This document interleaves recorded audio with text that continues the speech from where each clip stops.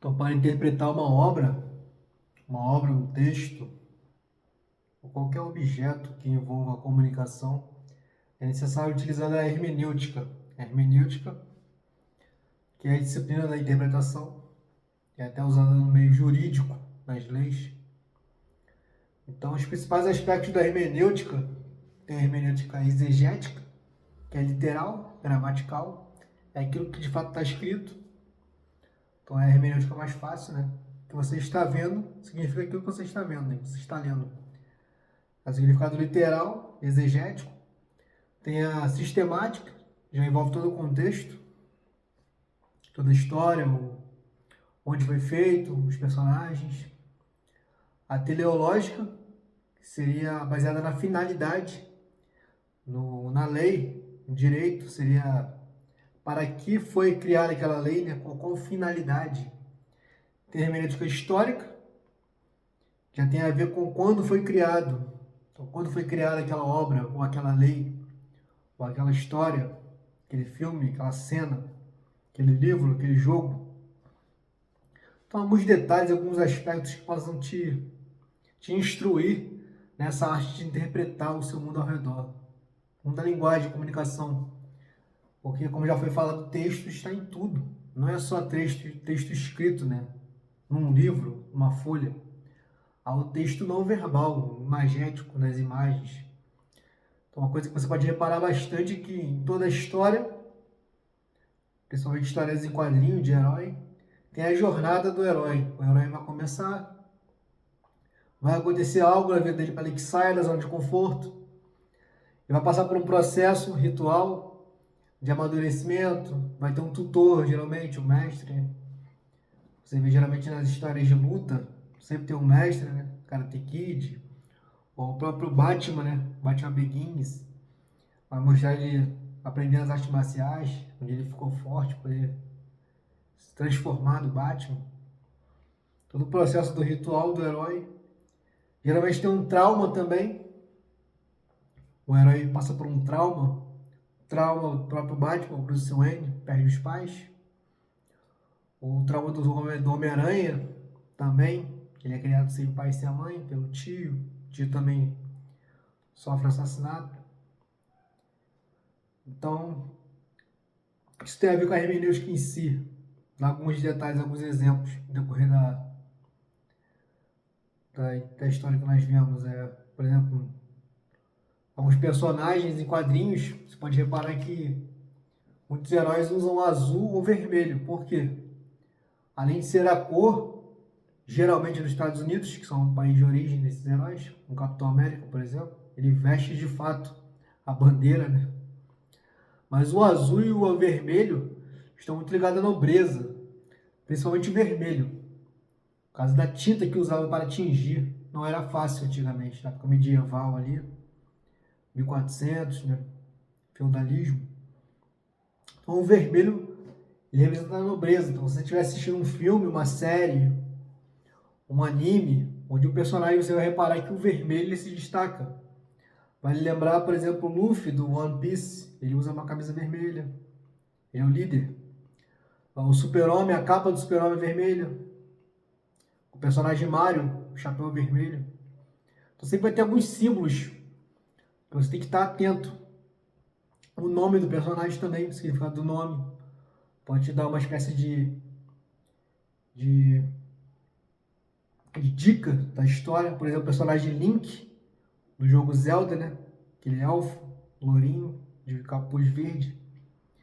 Ele se chama Link, né? Muita gente acha que ele se chama Zelda. Zelda é a princesa. Então, Link tem a ver com linkar, conexão. Então, a história do Link, ele vai para o passado, ele passa em várias épocas diferentes. Você tem vários jogos da franquia do Zelda. Alguns se passam num determinado momento, no outro ele volta ao passado. Aí ele passa por um naufrágio. Tem toda uma linha do tempo, todo um cronograma ali. Todo um multiverso. O Homem-Aranha também tem a questão dos multiversos. Então o nome do personagem Link tem muito a ver com a história dele, com a estrutura dos jogos, a narrativa dele.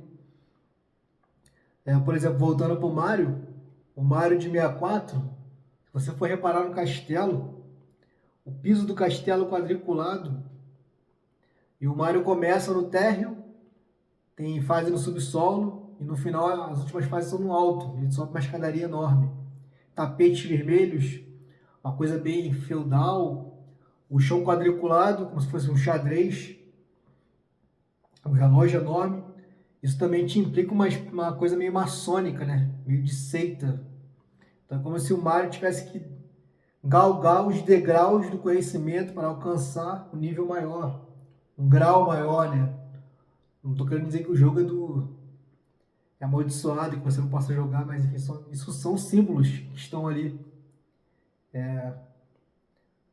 no inconsciente, né? Tem sim um aspecto a você relevar. Os Power Rangers, geralmente o Power Ranger vermelho é o líder, é o chefe, questão da nobreza. Você pode reparar também que, por exemplo, quando tem algum tipo de história ou desenho de robô, você pode reparar que os vilões geralmente são robô um pouco mais com característica de inseto, pontiagudo, com garras. Eu não lembro agora qual desenho que era, mas os personagens principais eram robôs que viravam um dinossauro. Já os inimigos viravam insetos, não era uma espécie de aranha, porque geralmente há uma tendência a ter asco pelos insetos, né?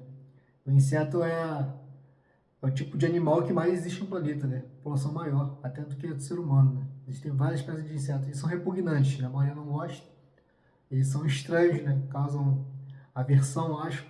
Então, geralmente o inimigo tem mais forma de aracnídeo, de inseto, ou aracnídeo ou inseto, né? Porque aranha não é inseto. Mais pontiagudo. Outra coisa também são as escritas, né? Os símbolos. Por exemplo, no Naruto, os símbolos que eles usam das aldeias, nas tiaras, são símbolos meio rústicos, meio pontiagudos também. Porque a primeira escrita utilizada no mundo, da história, é a cuneiforme, então ela era pontiaguda.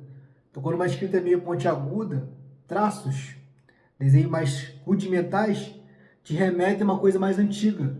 Isso é bem consciente. Você quer dizer que uma coisa isso é uma sabedoria antiga, uma escritura bem arcaica.